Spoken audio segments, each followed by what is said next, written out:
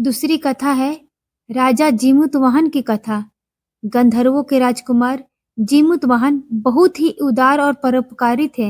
उनके पिता ने वृद्धावस्था में राजपाट उन्हें सौंप दिया, पर जीमूतवाहन का मन राजकाज में नहीं लगता था।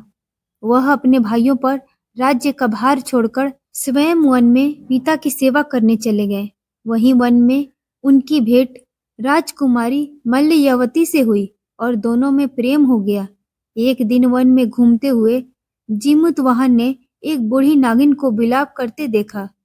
पूछने पर उसने बताया कि वह नागवंश की स्त्री है और उसका एकमात्र पुत्र है। पक्षी राज गरुड़ से नागों की रक्षा के लिए यह तय हुआ है कि प्रतिदिन एक युवा नाग को गरुड़ के भोजन के लिए भेजा जाएगा। आज उसके पुत्र शंखचूड़ की बारी थी। यह सुनकर जीमूतवाहन को बहुत दुख हुआ। उन्होंने उस बूढ़ी माँ को भरोसा दिलाया कि वह उसके पुत्र के प्राणों की रक्षा करेंगे। जीमूतवाहन ने शंखचूड़ से लाल कपड़ा लिया और उसे ओढ़कर बलि के लिए निर्धारित शिला पर लेट गए। नियत समय पर गरुड़ आए और उन्हें अपने पंजों में दबाकर पहाड़ की चोटी पर जा बैठे। गरुड़ ने जीमूतवाहन के शरीर से मांस का एक बड़ा हिस्सा नोच लिया। दर्द के कारण जीमूतवाहन की आंखों से आंसू बह निकले और वे कहराहने लगे। यह देखकर गरुड़ को आश्चर्य हुआ, क्योंकि ऐसा पहले कभी नहीं हुआ था। उन्होंने जीमूतवाहन का परिचय पूछा।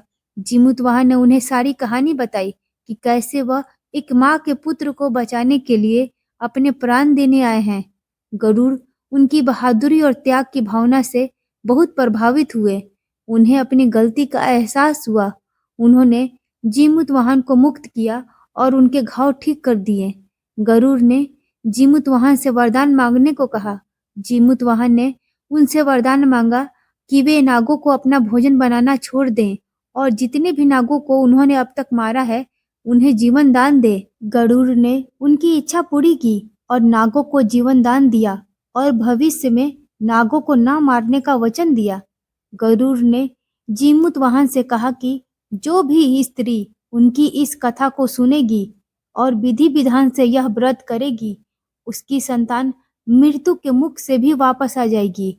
तभी से पुत्र की लंबी आयु और मंगल कामना के लिए जीमूतवाहन की पूजा की जाती है। यह कथा भगवान शंकर ने माता पार्वती को सुनाई थी।